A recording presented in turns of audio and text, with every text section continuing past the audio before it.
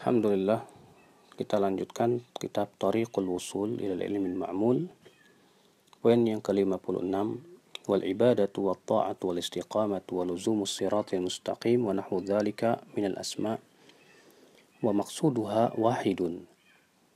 Ibadah, ta'at, istiqamah, berpegang kepada siratal mustaqim, demikian pula nama-nama yang lainnya, ya, maksudnya adalah satu. Walaha aslan, dan ia memiliki dua pokok.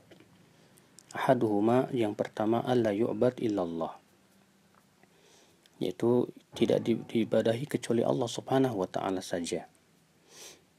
Athani, yang kedua, an ya'budahu bima amar, ia beribadah ya kepada Allah sesuai dengan apa yang Allah perintahkan.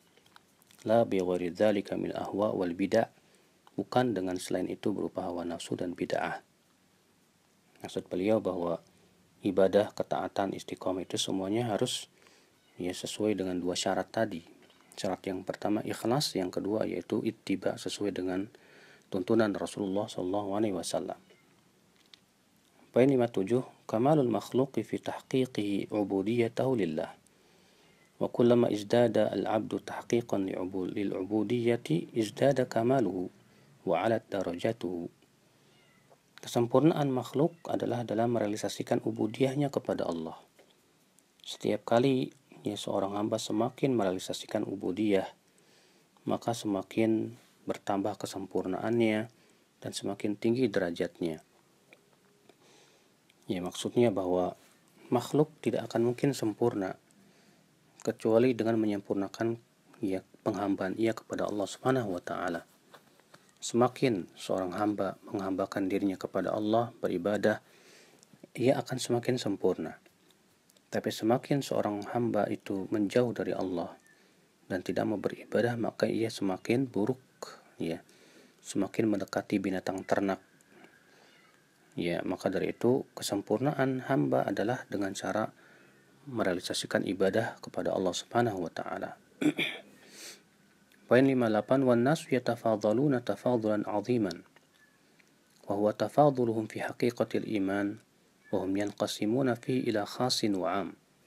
Wa lihadza kanat rububiyyatur rabbi lahum fiha 'umumun wa khususun wa dhurub. Manusia bertingkat-tingkat ya di dalam masalah keimanan, di mana mereka terbagi ya menjadi ada yang khusus, ada yang umum. Ya. Oleh karena itu rububiyahnya Allah kepada mereka pun ya secara umum dan secara khusus. Maksudnya secara umum yaitu rububiyah Allah untuk seluruh makhluk, baik yang kafir maupun yang mukmin. Ya, baik yang berbuat maksiat maupun yang berbuat taat. Dan khusus hanya untuk orang-orang yang beriman dan menaati Allah Subhanahu wa taala, ya dengan inayahnya, dengan perhatiannya, ya dengan pembelaannya. Oleh karena itulah ikhwata Islam a'azakumullah wa iyyakum, ya beliau menjelaskan di sini bahwa dalam hal keimanan manusia berbeda-beda. Maka ya, rububiyah Allah pun kepada mereka pun sesuai dengan keimanannya. Poin 59, man kana muta'alliqan bi riyasatin aw suratin wa nahwi dzalika min ahwa'i nafsihi in hasala lahu radiya wa illam yahsul lahu lam yarda Allahu sakhita. Barang siapa yang menggantungkan dirinya kepada ya kedudukan atau gambar atau hawa nafsu yang lainnya, jika ia mendapatkannya ia ridha, dan jika ia tidak mendapatkan ia tidak ridha, dia murka, dia marah, fahadha abdu ma yahwahu min dzalik. Maka berarti ini orang menghambakan diri kepada sesuai dengan apa menjadi hawa nafsunya tersebut.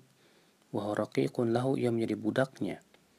Idh riq wal ubudiyah fil haqiqah wa ru'iqul qalbi wa ubudiyatuhu. Karena sebetulnya perbudakan secara hakiki itu adalah perbudakan hati, ya, di mana ia menghambakan diri kepada selain Allah Subhanahu wa taala. Famastaraqqal qalbu wastab'adahu fahuwa 'abduhu. Maka apabila seseorang terlalu menggantungkan diri kepada sesuatu, ya berarti ia menjadi hamba untuknya.